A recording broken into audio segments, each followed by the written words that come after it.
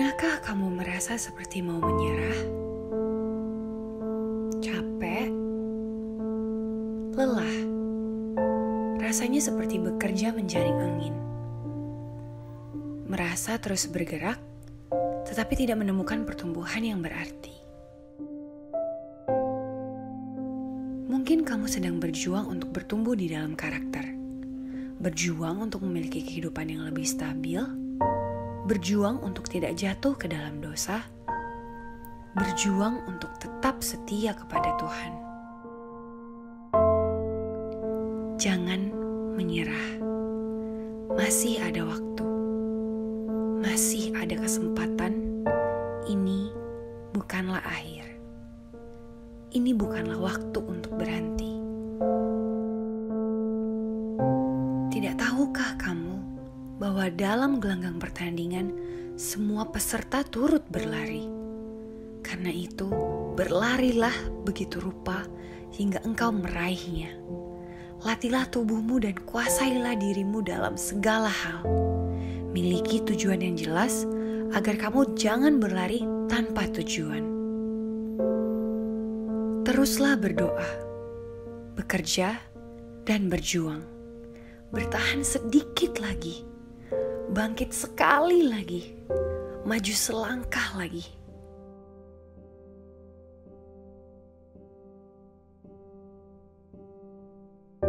Jangan menyerah.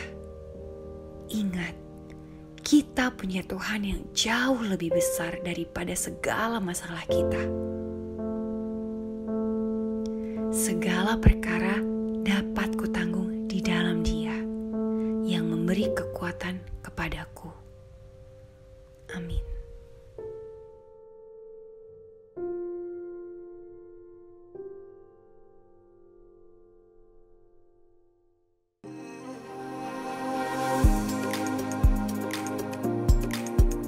Selamat pagi saudara-saudari, selamat datang di Kebaktian Online GKDI Jakarta.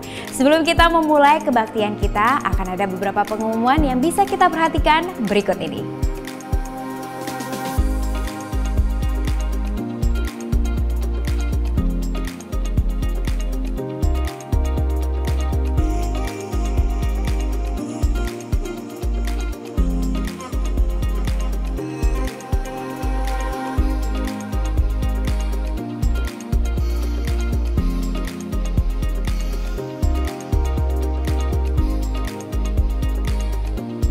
Sebentar lagi kita akan memulai kebaktian online kita. Mari kita mempersiapkan hati untuk memuji dan menyembah Tuhan.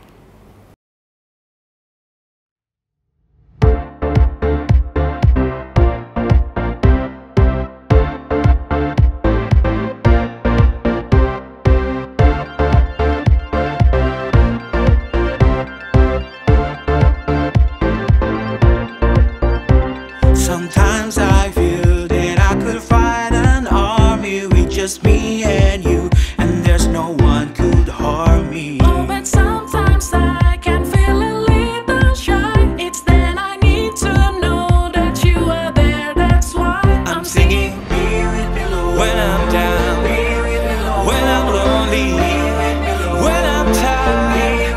I need you only when I'm down, when I'm lonely, when I need you, Lord.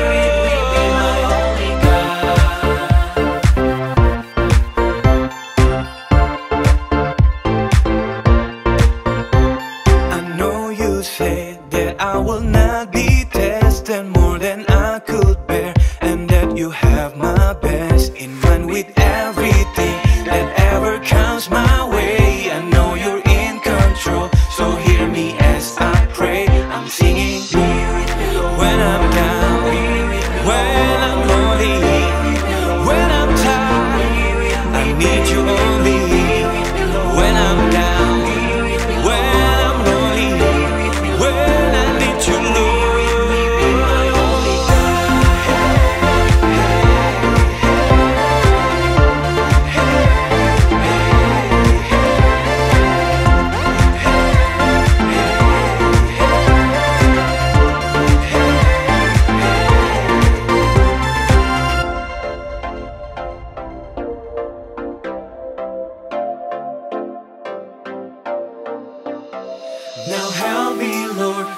share what I've been given. Help me make a difference with this life I'm living. As I show my neighbor where true treasure stored. Help me know you promise you'd be with me, Lord.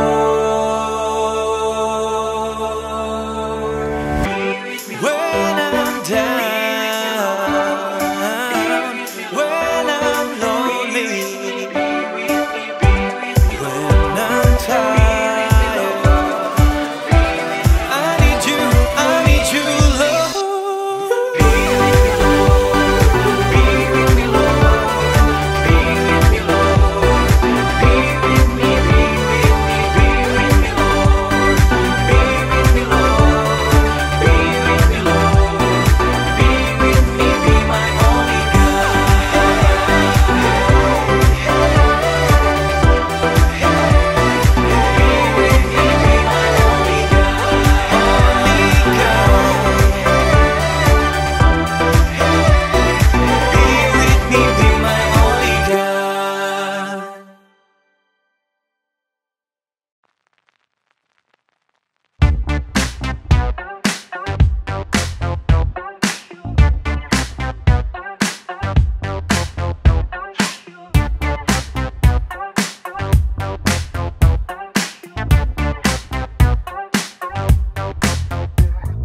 Kasih Allah tak berkesudahan, selalu baru setiap pagi.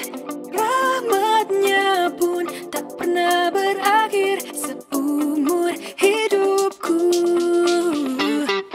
Kasih Allah tak berkesudahan, selalu baru setiap pagi. Rahmatnya pun tak pernah berakhir seumur hidupku. Dengan sukacitaku kan menari, dengan sorak-sorai memuji. Ku naikkan pujian, haleluya, nyanyi bagi Dia Sang Raja, nyanyi bagi Dia Sang Raja selamanya.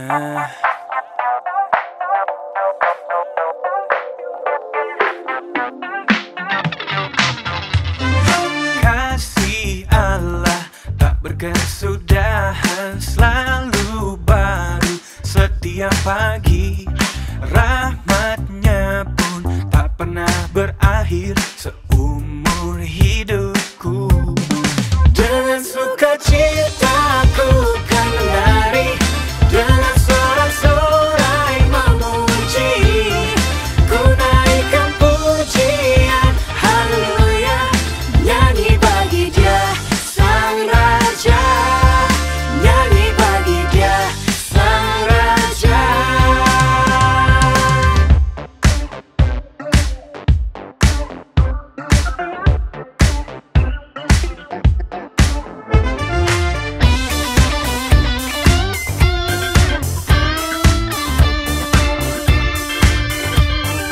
Dengan sukacitaku kan menari, Dengan sorak-sorai memuji, yeah. naikkan pujian, haleluya, Nyanyi bagi Dia Sang Raja, nyanyi bagi Dia Sang Raja.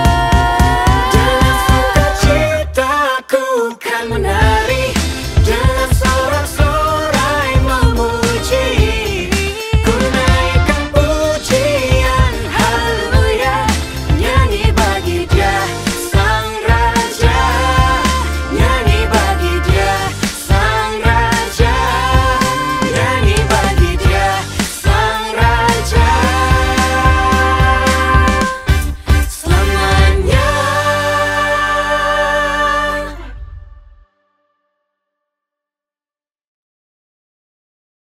Selamat pagi Bapak Ibu, saudara sekalian. Selamat hari Minggu. Pada saat ini kita akan sama-sama mendengarkan firman Tuhan. Dan saya mengajak mari kita tunduk kepala dan kita berdoa. Bapa di surga, kami sangat bersyukur dikasih kesempatan untuk bisa menikmati hidup sampai hari ini.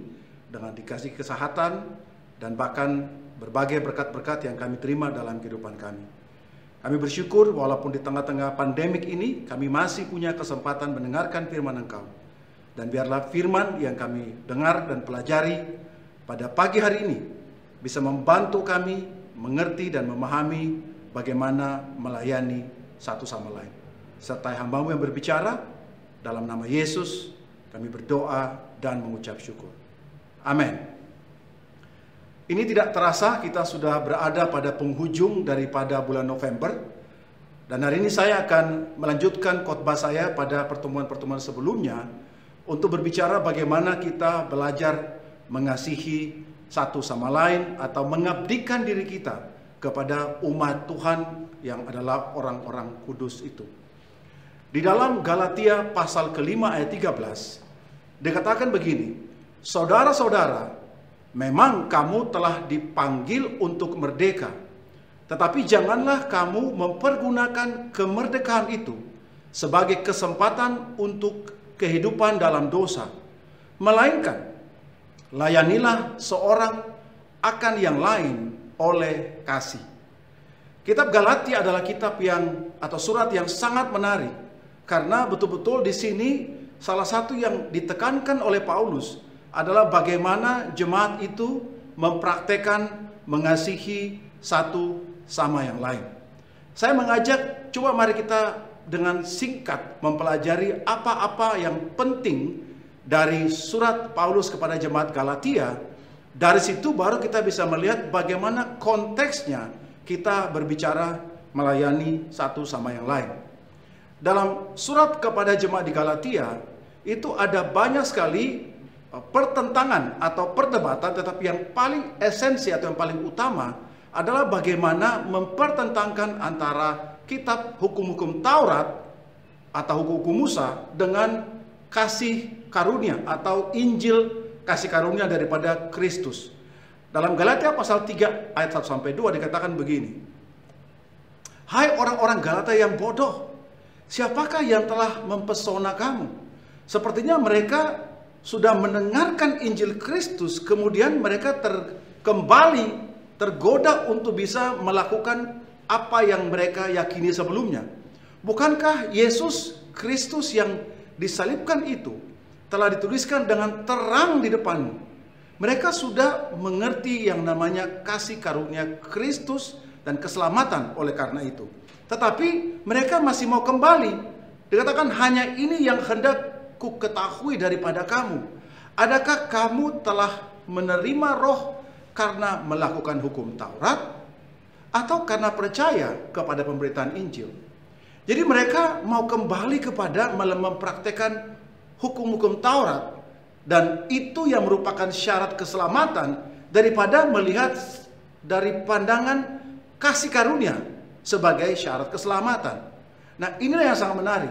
Dalam hukum Taurat yang berisi dari Kejadian, Keluaran, Imamat, Bilangan, Ulangan, ada 304.805 huruf. Ada lebih dari 4.000 hukum. Bayangkan, ada lebih dari 4.000 hukum yang ditulis di dalam kitab Musa itu atau hukum Taurat itu. Dan dari 5 buku itu ada ditulis sebanyak 62 sampai 84 halaman. Dan tiap halaman ada terdiri dari 42 baris. Dibutuhkan 1 tahun loh untuk menyalin seluruh hukum Taurat yang dilakukan oleh seorang ahli penulis yang terdidik dan terlatih. Dan beratnya sekitar 11 sampai 12 kilogram. Jadi bayangkan kalau kamu mengangkat satu gulungan daripada hukum Taurat itu, kamu tidak bisa angkat sembarangan karena beratnya ada sekitar 12 kilogram. 11 sampai 12 kilogram. Nah, bayangkan ya, di dalam hukum Taurat itu berisi banyak sekali hukum. Jangan begini, jangan begitu, harus begini, harus begitu. Dalam hukum-hukum tentang offering, sacrifices, penyembahan, persembahan, mengasihi orang, tentang bagaimana hubungan satu sama lain, ditulis dalam begitu banyak. Dan inilah yang sangat menarik. Di dalam Galatia pasal ke-5 14 dikatakan begini, Sebab seluruh hukum Taurat tercakup dalam satu firman ini, yaitu, bayangkan ya, dari 4.000 hukum-hukum itu, ada 300.000 lebih kata-kata atau huruf diganti dengan hanya 7 kata. Kasihilah sesamamu manusia seperti mengasihi dirimu sendiri. Bayangkan, dari 4.000 hukum yang begitu banyak itu digantikan dengan hanya 7 kata-kata sederhana, satu kalimat. Kasihilah sesamamu manusia seperti mengasihi dirimu sendiri. Inilah yang sangat menarik yang kita mau pelajari pada pagi hari ini. Karena bagaimana kita bisa mengasihi sesama, Alkitab memperbandingkan dengan mengasihi diri sendiri. Kalau kita tahu mengasihi diri kita sendiri, kita pun juga tahu bagaimana mengasihi dan melayani orang-orang atau umat Tuhan. So hari ini yang kita sering orang bertanya adalah, bagaimana orang itu bisa memahami mengasihi diri, baru kita bisa mengasihi orang lain. Apakah mengasihi itu berarti kita itu menikmati hidup kita seperti enjoy yourself, melakukan apa saja yang kita suka dalam hidup kita, hobi kita, kesenangan kita, apa aja yang kita suka melakukan? Apakah itu berarti kita mengasihi diri sendiri? Nah, ini yang sangat menarik, karena ketika ditulis dalam kitab suci, saya percaya bahwa Tuhan memberikan kepada kita pengertian, dan kita tidak perlu menginterpretasi maksudnya apa mengasihi diri sendiri. Sebab Alkitab pasti memberikan dengan clear maksudnya apa pernyataan itu. Di dalam Galatia pasal 5 selanjutnya ayat 16-23, kalau kita baca, dia kasih tentang, satu adalah kehidupan menurut daging, dan satu lagi menurut roh. Yang sangat menarik adalah menurut saya, sebenarnya Paulus lagi menceritakan bagaimana contoh seseorang mengasihi diri sendiri berdasarkan prinsip yang Alkitabiah. Ada 2 cara. Satu, kamu mengasihi menurut cara dunia. Yang kedua, kamu mengasihi diri sendiri menurut cara Tuhan. Mengasihi diri sendiri seperti atau menurut cara dunia, itu yang disebut namanya flesh indulgence. Kesenangan, kenikmatan daripada tubuh daging kita. Itu ada percabulan, kecemaran, hawa nafsu, penyembahan berhala, sihir, perseteruan, perselisihan, iri hati, amarah, kepentingan diri sendiri, percideraan, roh pemecah, kedengkian, kemabukan, pesta pora, dan sebagainya. Ada 15 plus 1 dan sebagainya. Ditulis untuk menjelaskan bahwa ini adalah cara dunia mengasihi dirinya sendiri. Inilah cara dunia mengasihi dirinya sendiri. Sementara di ayat selanjutnya dijelaskan bagaimana kita mengasihi diri sendiri berdasarkan cara-cara sorgawi atau godly way. Yang pertama disebut adalah kasih. Yang kedua, sukacita. Yang ketiga, damai sejahtera. Yang keempat, kesabaran. Yang kelima, kemurahan. Yang keenam, kebaikan. Yang ketujuh, kesetiaan. Yang kedelapan, kelemah lembutan. Dan kesembilan, penguasaan diri. Ini adalah 2 domain. Yang satu adalah mengasihi diri sendiri berdasarkan cara-cara dunia. Satu lagi, mengasihi diri sendiri berdasarkan cara-cara surgawi.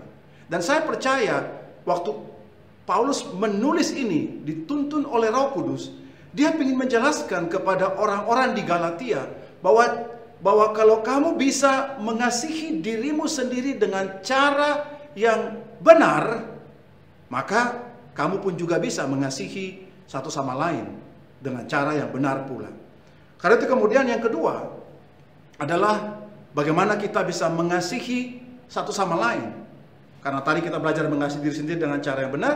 Sekarang kita tahu bagaimana mengasihi satu sama lain sebagai pengabdian kita. Your devotion to God's people. Inilah yang merupakan khotbah saya di minggu pagi ini. Kita lanjut di kitab Galatia pasal ke-6. Dia katakan begini, saudara-saudara, kalaupun seorang kedapatan melakukan suatu pelanggaran, maka kamu yang rohani harus memimpin orang itu ke jalan yang benar dengan roh lemah lembut, sambil menjaga dirimu sendiri supaya kamu jangan kena pencobaan. Bertolong-tolonglah menanggung beban satu sama lain. Demikianlah kamu memenuhi hukum Kristus. Menarik adalah pada bagian-bagian awal, Paulus menyebut hukum-hukum Musa. Di Galatia 6, Paulus bicara tentang hukum Kristus. Nah, saya mau highlight adalah kata-kata harus memimpin orang itu ke jalan yang benar. Dalam terjemahan bahasa Inggris disebut restore.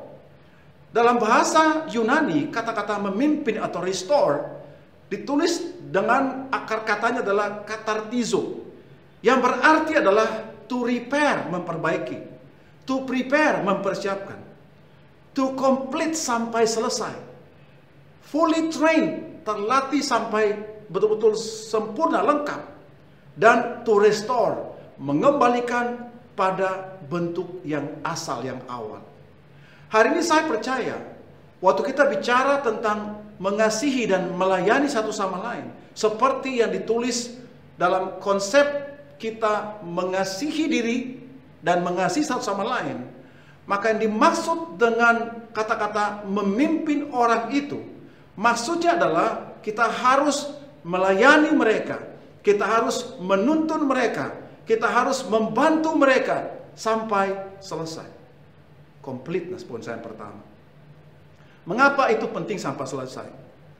Hari ini kalau kita satu kali pergi membantu orang, itu namanya coba namanya. Kalau 2 kali ada niat yang baik. Tapi kalau kita melakukan sampai orang itu berubah, itu konteks Alkitabianya. To restore, orang itu kembali kepada keadaan yang semula. Itulah berarti katartizo yang berarti completeness. Hari ini kalau kita mau melayani satu sama lain, jangan kita melayani cuma 1 kali pertemuan. Jangan kita melayani hanya sebentar 1-2 kali saja, tetapi pastikan orang yang kita layani betul-betul berubah sampai dia kembali kepada keadaan rohani yang semula. Itu namanya melayani umat Tuhan. Hari ini banyak antara kita waktu kita melayani, kita bisa memberikan, tetapi bukan yang terbaik yang kita punya. Saya tidak berkata bahwa tidak menghargai apa yang saudara-saudari sudah berikan. Tetapi prinsip Alkitab, waktu kita mau melayani satu sama lain, kita mengabdikan diri kita kepada umat Tuhan, maka kita tidak bisa coba-coba. 1 kali, 2 kali, betul-betul kita lakukan sampai itu selesai. Sampai orang itu kembali kepada keadaannya yang sempurna, yang sebelumnya. Yesus dengan Petrus. Kita tahu Petrus ada masa di mana dia menyangkal Yesus. Ada masa kata-kata, bahkan Petrus mengucapkan dengan kata-kata sambil bersumpah dan mengutuk. Petrus berkata, aku tidak mengenal orang itu. Bayangkan ya, sambil bersumpah dan mengutuk.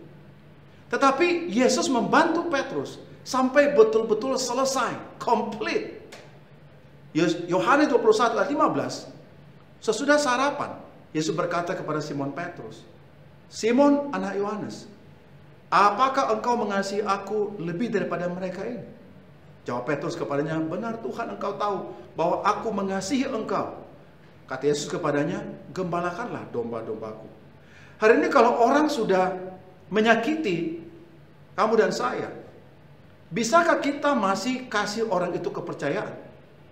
Hari ini kalau orang itu sudah menyangkal kita, masihkah kita percaya orang itu bisa? Karena yang Yesus tunjukkan dalam bentuk kasihnya kepada murid-muridnya adalah sampai selesai, completeness. Bahkan ketika Petrus bertemu dan dia setelah selesai sarapan, Yesus bertanya, do you love me? Dan bukan cuma Petrus mengekspresikan perasaannya dan dia bilang, oke, fine. Yesus kasih dia tanggung jawab yang sebenarnya sudah dia nyatakan sebelumnya. Di atas batu karang ini, aku akan mendirikan jemaatku.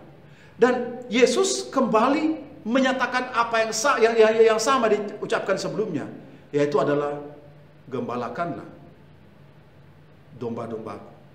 Completeness. Contoh yang kedua, Yesus memberikan satu cerita tentang orang Samaria yang baik. Inilah contoh di mana orang itu melayani sampai komplit. Lalu datang seorang Samaria yang sedang dalam perjalanan ke tempat itu, dan ketika ia melihat orang itu, tergeraklah hatinya oleh belas kasihan. Ia pergi kepadanya lalu membalut luka-lukanya. Sesudah ia menyirami dengan minyak dan anggur, kemudian ia menaikkan orang itu ke atas keledai tunggangannya sendiri, lalu membawa ke tempat penginapan dan merawatnya. Bayangkan ya, dia merawat orang itu, kasih naik ke keledainya, bawa ke rumah penginapan, rumah sakit mungkin pada saat sekarang, dan kemudian dia merawat orang itu. Keesokan harinya, ia kasih 2 dinar kepada pemilik penginapan dan berkata, rawatlah dia, dan jika kau belanjakan lebih daripada ini, aku akan menggantinya waktu aku kembali. Saya tanya, siapa? Kata Yesus, siapa di antara ketiga orang ini yang disebut sesama manusia? Nah, cerita ini kan adalah ilustrasi yang Yesus berikan. Tetapi juga ini adalah standar tentang apa artinya melayani sampai komplit, sampai selesai. Bukan hanya coba-coba, bukan hanya menolong satu kali, menolong sampai prosesnya selesai. Sampai orang itu kembali imannya, kembali semangatnya kepada titik yang pertama. Itu namanya melayani umat Tuhan. Sore ini Bapak Ibu Saudara sekalian, waktu kita melayani satu sama lain, waktu kita memberikan hidup kita bagi mengabdi, membantu saudara-saudara kita di dalam Tuhan, tahukah kita bahwa yang Tuhan mau adalah bukan kita coba-coba. Tuhan mau kita itu kasih yang terbaik yang kita punya. Seperti contoh orang Samaria, completeness. Dia menuntun sampai selesai, mengembalikan semangat orang itu kepada keadaannya yang semula. Yang pertama, waktu kita melayani satu sama lain, melayani sampai selesai, completeness. Hal yang kedua yang saya mau sharing kepada kita, Galatia pasal 6 ayat 9 sampai 10. Dikatakan begini, janganlah kita jemu-jemu berbuat baik, karena apabila sudah datang waktunya, kita akan menuai jika kita tidak menjadi lemah. Dia bicara sesuatu keadaan yang kedua adalah, kalau tadi sampai selesai, yang kedua dia bilang jangan menyerah. Terus, karena waktu kita terus melakukan, kita akan menuai kalau tidak lemah. Karena itu, selama masih ada kesempatan bagi kita, masih ada kesempatan bagi Anda dan saya, marilah kita berbuat baik kepada semua orang, tetapi terutama kepada kawan-kawan kita seiman.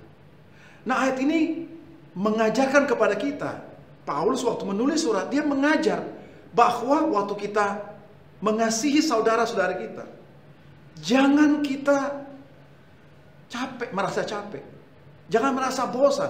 Dalam bahasa Yunani adalah ekakeo, yang berarti adalah lelah, redup, atau kehilangan hati. Jadi jangan kita ekakeo, yaitu kita sampai capek, merasa capek. Aduh, capek banget tolong orang.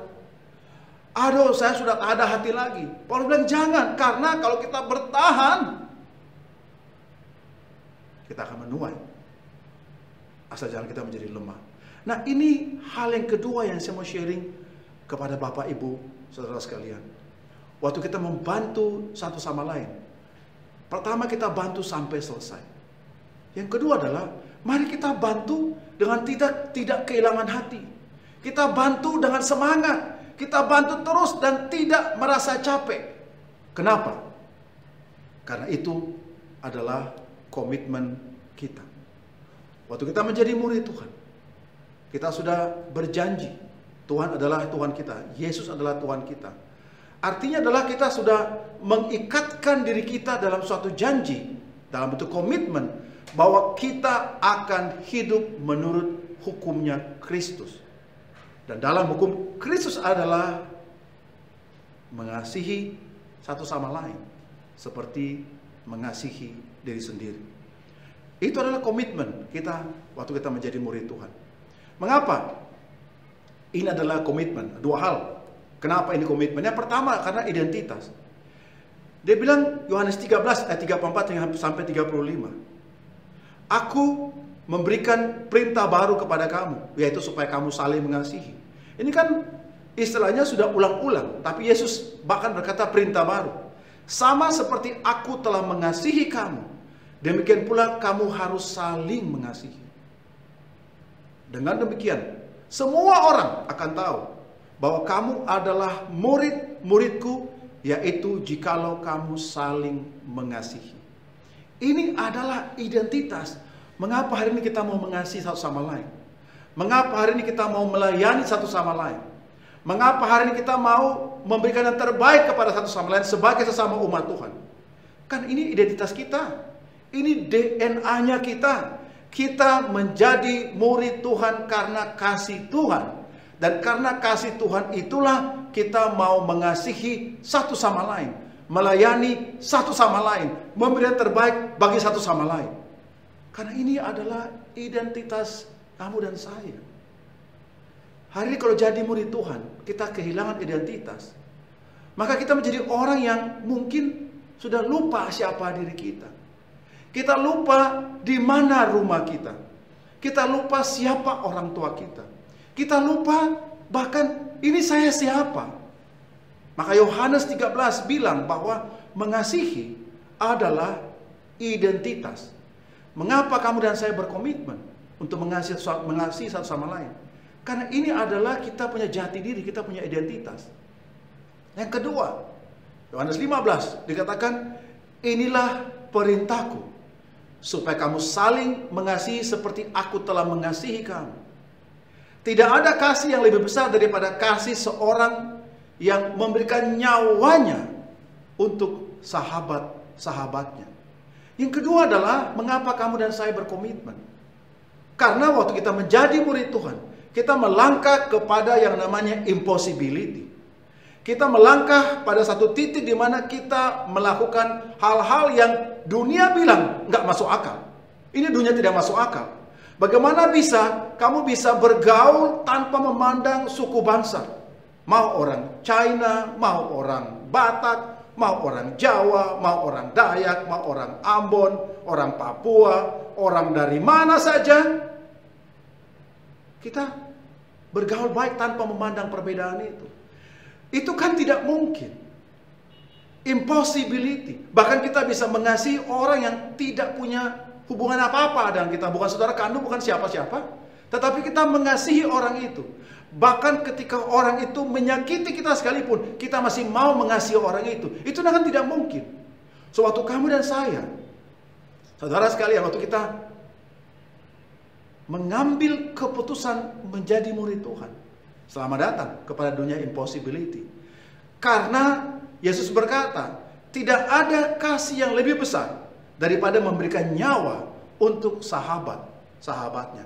Kalau orang kasih nyawa kepada anak kandungnya, suami atau istrinya, itu biasa. Atau orang tuanya itu biasa. Tapi kasih nyawa kepada sahabat, itu kan suatu hal yang tidak mungkin. Does not make any sense. Tidak masuk akal. Tapi itulah impossibility. Waktu kita menjadi murid Tuhan, dan kita berkomitmen mengasihi. Karena kita tahu bahwa saya akan mengasihi saudara-saudara saya. Sampai saya mau kasih semuanya. I give everything. Dan kita tahu kisah Rasul pasal 2. Menjelaskan contohan bagaimana orang-orang Kristen di kota Yerusalem. Murid-murid Tuhan di kota Yerusalem. Mereka bahkan menjual harta milik mereka. Dan mereka berbagi supaya tidak ada orang kekurangan. Saya tahu ini bukan satu hal yang sederhana kita bicarakan. Tetapi inti daripada cerita dalam kisah Rasul adalah bagaimana sebagai umat Tuhan kita belajar mengasihi sampai kepada yang tidak mungkin. Seperti seorang memberikan nyawa kepada sahabatnya. Kita menjadi murid Tuhan. Kita punya komitmen. Karena kita masuk kepada impossibility itu. Selain kita punya identitas, memang itu identitas kamu dan saya. So hari ini Bapak Ibu Saudara sekalian, waktu kita melayani satu sama lain, waktu kita mengabdikan diri kita kepada satu sama lain, camkanlah ini adalah komitmen Anda dan saya. Ini adalah jati diri Anda dan saya. Ini adalah sesuatu hal yang dunia bilang aneh, tetapi kita tahu memang ini yang kita lakukan.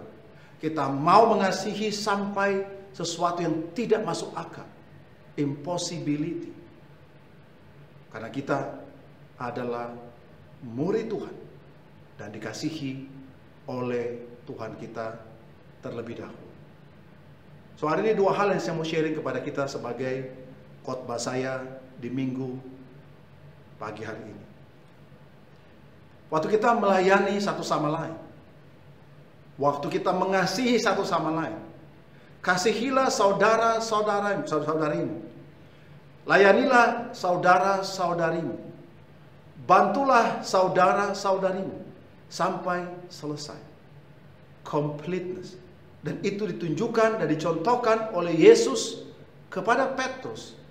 Bahkan cerita orang Samaria yang betul-betul bukan cuma merawat di pertemuan awal, membawa ke rumah sakit, bahkan menitipkan uang dan kembali menjenguk, memastikan bahwa orang itu sehat dan tidak ada uang yang mungkin, hutang yang mungkin tersisa karena perawatan kepada orang yang dirampok itu. Itu adalah completeness. Dan yang kedua, waktu kita melayani satu sama lain, itu adalah komitmen Anda dan saya. Mengapa kita berkomitmen walaupun kita tahu kita tidak akan jemu-jemu, kita tidak akan kehilangan hati? Karena pertama itu adalah identitas jati diri Anda dan saya. Tanpa itu kita tidak punya jati diri. Dan yang kedua, itu adalah suatu hal yang tidak mungkin, tapi kita berada dan hidup pada dunia yang impossibility waktu kita mengasihi satu sama lain. Tuhan telah memberikan dan telah mengasihi kita. Marilah kita mengasihi satu sama lain. Tuhan telah melayani kita. Marilah kita melayani satu sama lain. Completeness dan komitmen. Mari kita tunduk kepala dan kita berdoa. Bapa yang baik, ajari kami untuk mengasihi satu sama lain dengan cara yang benar. Ajari kami mengasihi satu sama lain sampai selesai kasih kami itu. Tidak hanya sekali-sekali, tapi betul-betul sampai orang itu berubah. Sampai orang itu di-restore, kembalikan hatinya kepada keadaan yang semula. Kami tahu tidak gampang Tuhan, tapi kami sudah berkomitmen melakukannya. Karena itu adalah jati diri kami. Itu adalah identitas kami. Dan kami tahu bahwa kami akan melakukan hal-hal yang tidak masuk akal menurut dunia. Karena kami tahu kasih kami adalah karena kami belajar daripada kasih Tuhan kami, yaitu Engkau Kristus Yesus. Bantu kami untuk terus bertumbuh dalam kasih kami kepada satu sama lain. Bantu kami untuk melayani dengan lebih baik lagi Tuhan. Berkati dan jaga kami semua, saudara-saudari, keluarga kami di tengah-tengah pandemi COVID ini. Bantu dan supaya protek kami, supaya kami terus sehat. Kalaupun kami sakit, kami disembuhkan. Berikanlah wisdom kepada para pemimpin negara ini dan juga seluruh dunia untuk mereka bisa mengambil keputusan dengan cara-cara yang terbaik dan bahkan menemukan obat penawar dengan lebih cepat. Terima kasih Bapa. Berkati hidup kami semuanya. Dalam nama Yesus kami berdoa dan mengucap syukur. Amin.